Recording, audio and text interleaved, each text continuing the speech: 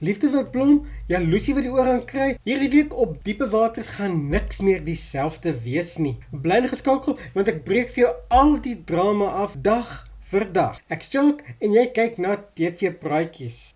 Veral die drama, geheime en onthullings, druk daai inteken knoppie en kom ons spring sommer dadelik weg. Maandag 13 April 2026. Die spanning begin dadelik na die oppervlak styg wanneer almal gereed maak vir die nasionale kampioenskappe. Dis 'n groot oomblik vir almal. Maar terwyl hulle fokus op die kompetisie, begin dinge emosioneel raak. Liam laat vir Renee wonder oor sy ware gevoelens. Is daar dalk iets meer tussen hulle? En intussen wys Rousseau vir Juwan sy gunsteling plek. Dinsdag 14 April 2026. Dinge begin nou intens raak. Jacques ontvang nuus wat sy lewe heeltemal kan verander.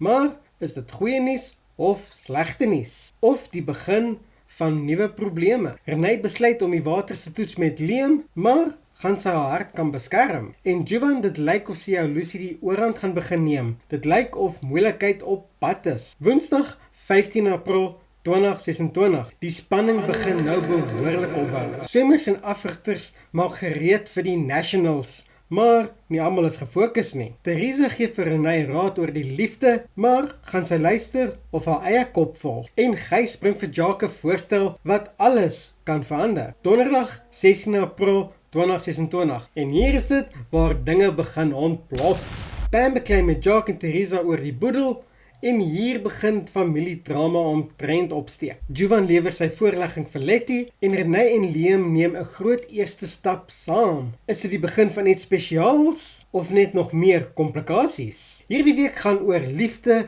besluite en geheime wat alles kan verander. Wie gaan wen en wie gaan alles verloor? As jy hierdie voorstel geniet het, los jou kommentaar en sê vir my, is jy #team Renee en Liam of dink jy Juwan gaan alles opmors? Moenie vergeet om te like en in te teken nie. Ek bring vir jou elke week die grootste diepe waters drama. Tot volgende keer, bly praatjies maak.